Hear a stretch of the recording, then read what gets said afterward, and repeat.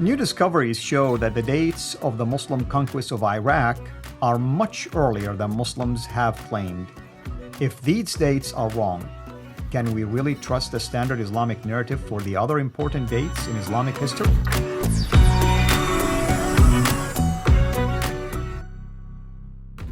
Well, hello everyone. This is Fadi, and with us here virtually, our dear brother, and becoming a dear friend of our also studio, Brother Mel. And we've been talking about an issue related to a dating contradiction, dating conflict between the Standard Islamic Narrative related to the conquest of the Persian Empire, if you wish, or modern-day Iraq, or the Sasanian Empire, if you wish, and another dating that has to do with what we call the War of the Apostates or the Apostasy Wars. And certain discoveries are pointing to at least 4 to 5 years earlier dating than the traditional or standard dating that is known based on what we call the Standard Islamic Narrative. Of course, with us here in studio to unpack all of that for us, or continue unpacking all of this for us, is our friend Mel. Mel, thank you again, as always.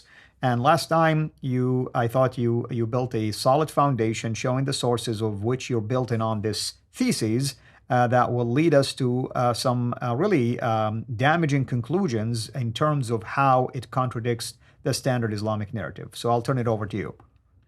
Well, thank you, and it's great to be back.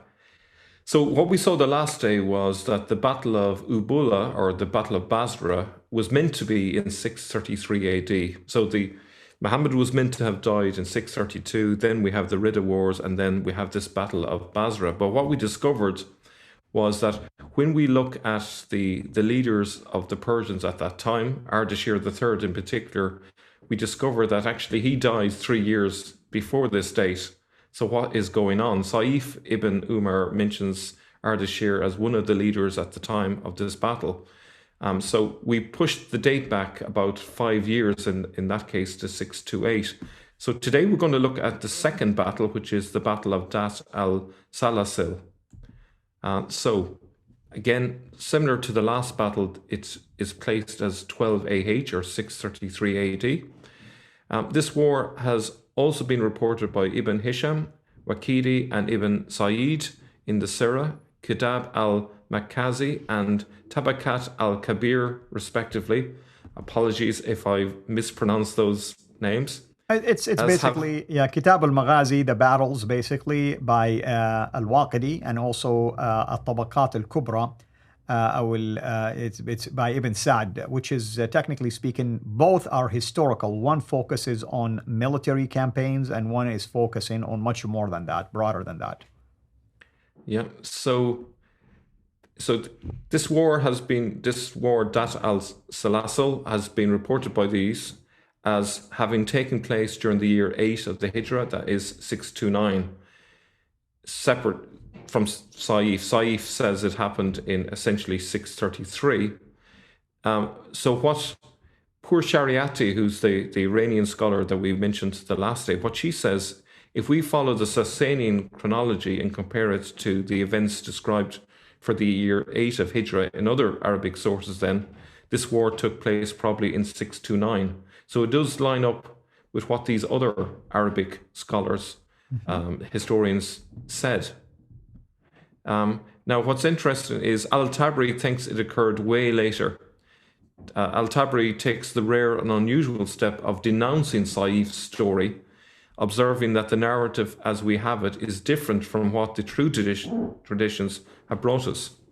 For the Battle of Ubula was only in the days of Umar when it was accomplished at the hands of Utbah in the year 14 of the Hijrah. So al-Tabari, and he's obviously writing centuries later again, he thinks that that first battle of Basra happened in 635 or 636. We know that it actually occurred much earlier, about 5 years earlier. So he's even further away than even the Standard Islamic Narrative. So the issue there then is that the dating really it's 629 that the battle occurred, and not as suggested 633. So I'm going to move now on to the Battle of Mazar, which the S.I.N places again in 12 AH. So these battles happened consecutively after each other, all more or less in the same year and a half. A note I should point out, it's a minor detail, but it would be a mistake to think of the year of the Hijra or the year of the Arab as starting in January. It simply is the start of whenever they went on this conquest back in the very early days, probably August or September of that year. So just bear that in mind, because sometimes it's confusing when we're switching from AH to AD, for example. But in any case, this is what poor Shariati has to say. She says, the internal evidence provided by Saif on both of the major figures involved in the Battle of Mazar and his contention that these were active during the regency of Ardashir III, 628 to 630, continues to tally with the course of events transpiring in Iran as we have reconstructed these based on the Hawadi Namag tradition. She goes on to say that Saif is aware of internal divisions on the Iranian side consistent with the Parthian and Sasanian contention at the time. So, in other words, she sees evidence that he does know what he's talking about. She says that Hormuz was defeated and killed in the Battle of Dhat al-Salasil, which according to some sources took place during the year 8 of Hijra, 629, precisely during the rule of Ardashir III. When Hormuz died and his army was on the verge of withdrawing, however, the regional armies warned each other that to disperse would mean disaster. The command of the forces was then taken over by the Parthian general Karan. So, in conclusion there, we discover that the Battle of Mazar didn't happen in 633 as formerly thought, but based on Hormuz's death, we can confidently place the battle in 629 to 630. So a massive difference. There's a difference there of between 3 to 4 years. So just come back to you.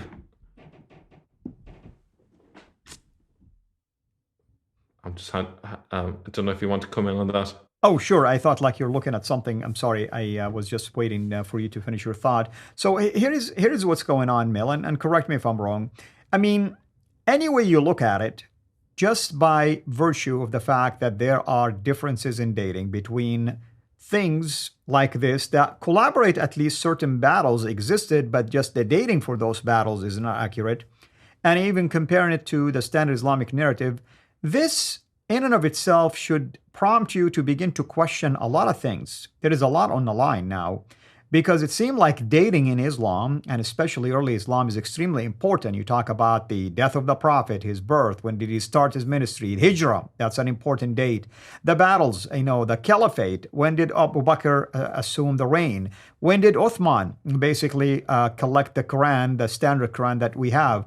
And the list can go on and on and on. So any way you look at it, just by virtue of just looking at the fact there are contradictions, it should prompt me to at least begin to question many of these events. Did they occur? Did they occur the way it was reported to me? If certain numbers, like dating numbers, are not accurate, how much so when it comes to the content itself and many other factors? Let me know if this makes sense. Am I making sense here? When I'm saying things like this, if you can add to that if you like. Yeah, so it's not just, we can't just look at each of these battles in isolation. They're part of a series. So if there's something wrong with the dating, if these dates are actually 4 or 5 years earlier than claimed in the Standard Islamic Narrative, it's going to shift something else out of place. So what are the key things that are meant to have happened before these battles? Well, first of all, Muhammad is meant to have died.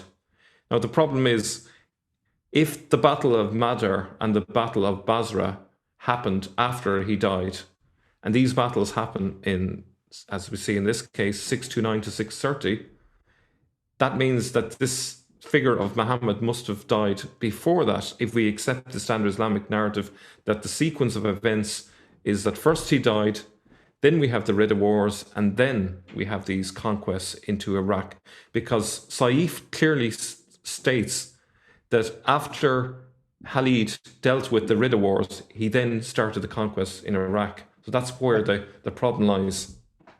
Absolutely. And let me, just something just prompted me right now to mention. If Muhammad died earlier, this is so damaging. You know why, brother? Because this means that somebody else finished the Islamic teachings and the Islamic narrative, if you wish. Which really, it's apparent, by the way, when you look at the different Qira'at readings, variant text readings of the Quran, different ways how the Quran was being corrected and transmitted. It makes perfect sense now why we're seeing this confusion, if you wish. So it is important. I want my viewers, especially if you're Muslim, don't just shrug it off and write me a note and say, these guys don't know what they're talking about. Thank you. I read that many times. Now your part is to go ahead and refute us then.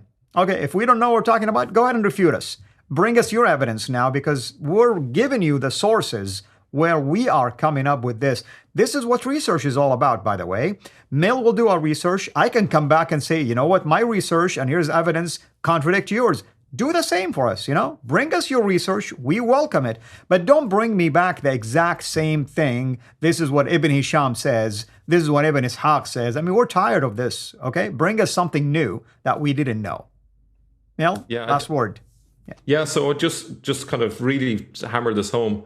So if 628 was the year of the first battle, 628, even 629, the Ridda Wars must have happened the year before, so that brings us to, say, 627, 628. And Muhammad is meant to have died just prior to that.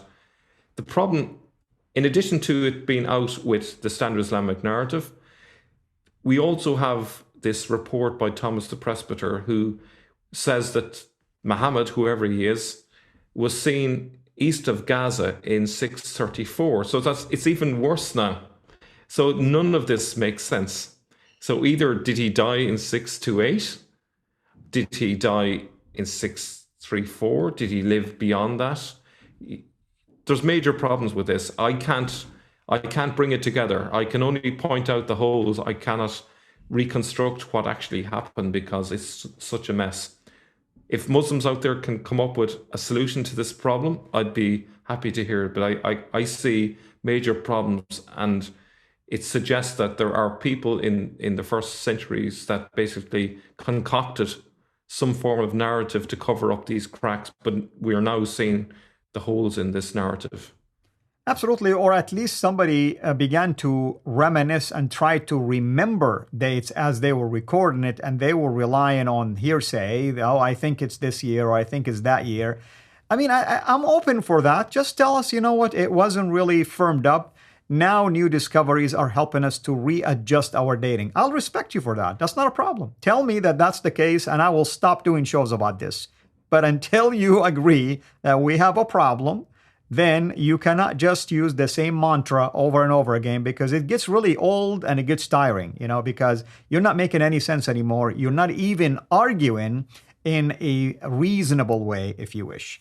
Thank you, as always, Mel. Let us tell the people, what is it that you're going to cover next time so they can anticipate that?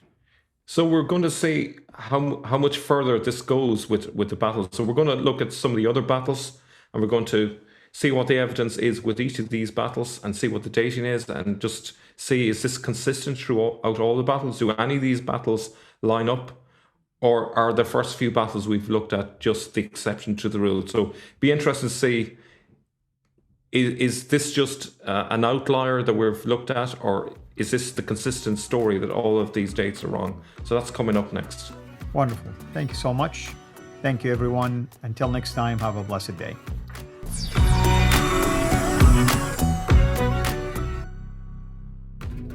Thanks for watching. Please like, subscribe, share, and comment.